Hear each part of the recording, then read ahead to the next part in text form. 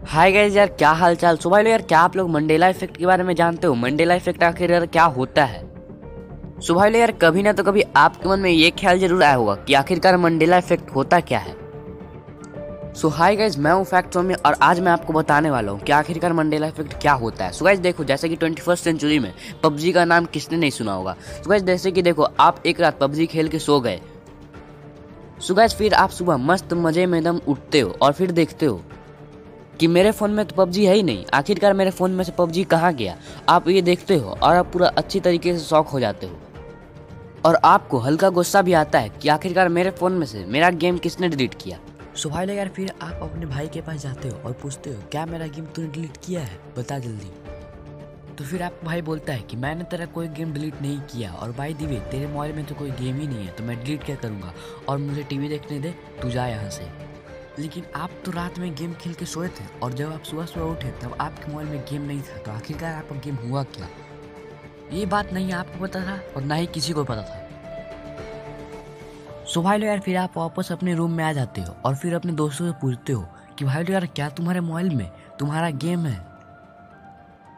तो फिर आपको बोलते हैं कि कौन सा गेम, नाम तो बता भाई। तो आप बोलते हो पबजी, जो मैंने कल तुम्हारे साथ खेला था। तो वो बोलते हैं कि भाई पबजी, पबजी क्या होता है? मैंने तो सब्जी सुना है, पबजी नहीं सुना भाई।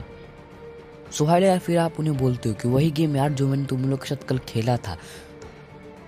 सो भाई यार, फिर आपके दोस्त बोलते हैं ब्रो पबजी नामक तो कोई गेम आज तक निकला ही नहीं है, तो फिर तुम हमारे साथ खेलोगे क्या? तो सोच सकते हो भाई, जो गेम आप 1 साल से खेल रहे हो और वही एक दिन उसके बारे में आपको सुनने के लिए मिलता है कि ऐसा गेम कोई अर्थ पे एग्जिस्ट ही नहीं करता है, तब वो कैसा लगेगा? सो गाइस, इसी को कहते हैं मंडेला इफेक्ट। और गाइस वीडियो एंड तक देखना, क्योंकि इस वीडियो में आपको मंडेला इफेक्ट के बारे में सारी बातें पता चलने वाली है। सो गाइस वीडियो कर लेते हैं स्टार्ट, बस एक सस्ते से इंट्रो के बाद।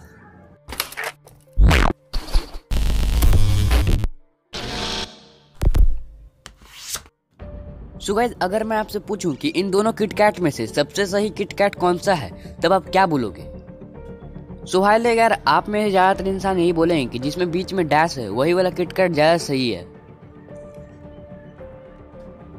लेकिन गाइस, अगर मैं आपको बोलूं किटकैट के बीच में जो डैश नहीं है वही वाला किटकैट सही है, यस गाइस, अगर आप किटकैट के ऑफिशियल लिंक पे भी जाओगे तब आपको किटकैट के बीच में कोई डैश नहीं देखने के लिए मिलेगा।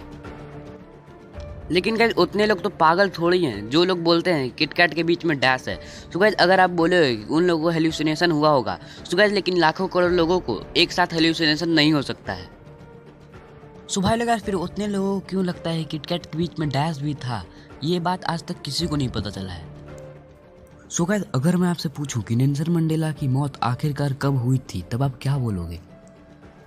सो भाई लोग यार, आप लोग में से बहुत लोग बोलेंगे कि नेल्सन मंडेला की मौत 1991 में हो गई थी, और आप लोग में से बहुत लोग ये भी बोलेंगे कि नेल्सन मंडेला की मौत 2013 में हो गई थी।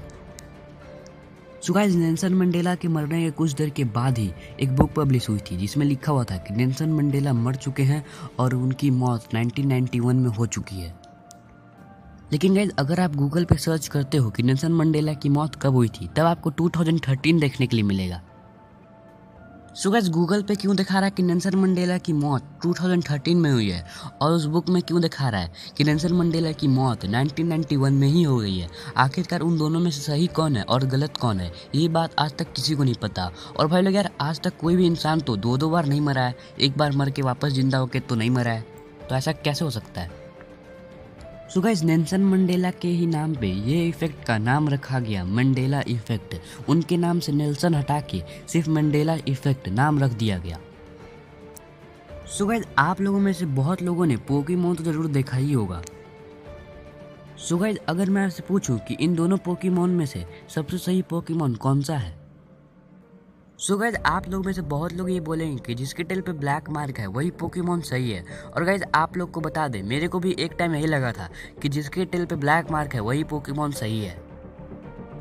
सो गाइस, आपको बता दें, जिस पोकेमोन के टेल पे ब्लैक मार्क नहीं है वही पोकेमोन सही है। सो गाइस, आखिरकार हम लोग को क्यों लगता है कि जिसके टेल पे ब्लैक मार्क है वही पोकेमोन सही है? सो गाइस, आपको बता दें, पोकेमोन कार्टून को बनाने वाले भी यही बोले हैं कि हम फर्स्ट एपिसोड से पोकेमोन के टेल पे कोई ब्लैक मार्क नहीं रखे हैं। सो गाइस हम इंसानों की याददाश्त तो इतनी भी कमज़ोर नहीं है कि हम ये भी याद नहीं रख पाए कि पोकेमॉन के टेल पे ब्लैक मार्क है कि नहीं है। तो आखिरकार क्यों हम लोग को लगता है कि पोकेमॉन के टेल पे ब्लैक मार्क था। सो गाइस आज की वीडियो में आपके लिए मंडेला इफेक्ट के बारे में इतना ही फैक्ट था और उम्मीद करता हूँ आप अच्छे से समझ गए होंगे कि मंडेला इफेक्ट में आखिरकार क्या होता है। और गाइस आज का वीडियो अगर आपको अच्छा लगा हो तो लाइक करना और शेयर करना बिल्कुल मत भूलना। और गाइस अगर आप चैनल पे नए हो तो चैनल को सब्सक्राइब करके बेल नोटिफिकेशन ऑल पे करना बिल्कुल मत भूलना। सो गाइस चलते हैं आज के क्वेश्चन की तरफ।